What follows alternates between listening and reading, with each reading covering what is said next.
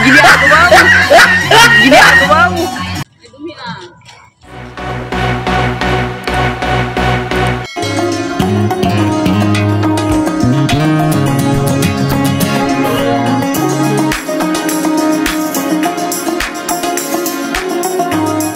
Hello guys, thank you for coming and welcome to my channel. For today's video is the continuation of how we celebrate the feast of our patron, Nuestra Señora del Rosario Part 2. Please enjoy guys! During the feast guys, attending mass in our small chapel guys. Yan yung maraming tao, yung nasa labas ako guys kasi siksika na yung nasa loob at sobrang mainit. Ayaw ko pa naman sobrang mainit kasi hindi ako nakakahinga at maingay din kasi meron siyang baptism after ng mass. Kaya yan, maraming mga tao, mga ninong at ninang na makikita nyo guys.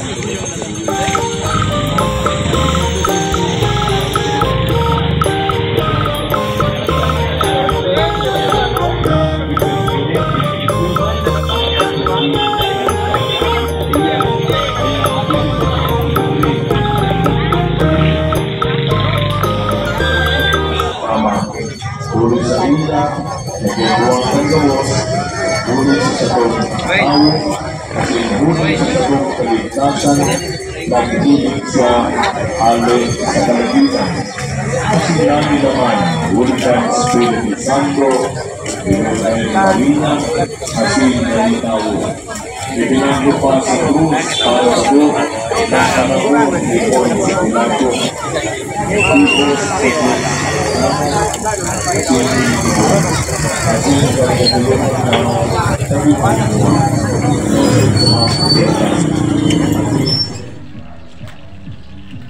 Si Father ang tagaluto guys. Yan, may lumbod. Sinong gusto ng lumbod? Yan, may lumbod pang apat. Mamaya kakainin namin yan. Yan, tagaluto namin ngayon. Tinulungan kami ng papa ko.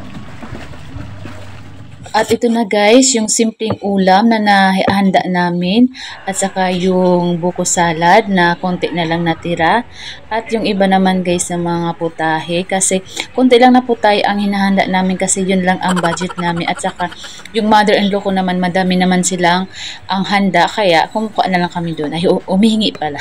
Joke lang. So, ito na yung buko salad na natira guys kasi hindi na ako nag-video yung mga kumain nito guys. Yan yung pagkain, karne na ihanda namin guys.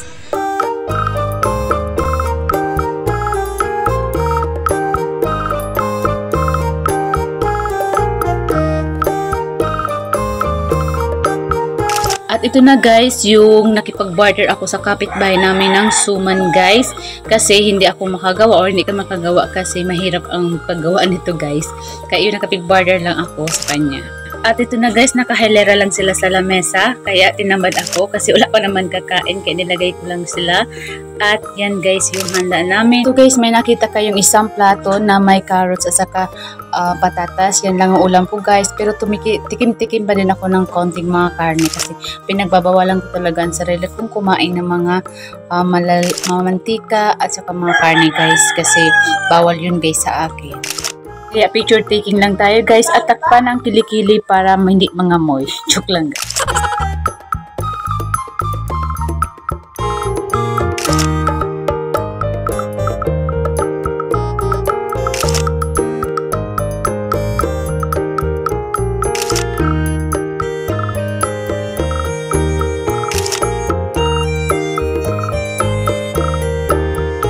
Guys, kayo lungkot. Lungkot. Ikaw boy, ayaw mo boy? Bakit ayaw? Bakit ayaw mo? Bakit ayaw mo?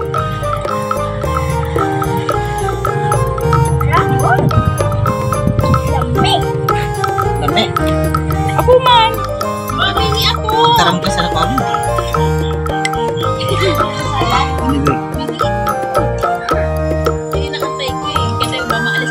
Malis na kayo. Malis na kayo ang kanina kalaman. Hindi pwede mo yan. Hindi daw sila aalis bago makakain daw nito. Yan. Ayaw. Ako bawal niyan. Kaya dito lang sa akin sa plain. Akin yan! Plain na buko. Buko lang sa akin guys kasi malamig yan. Badbad mo ako yan. Ang bata-batuta, tingnan nyo guys. Oh.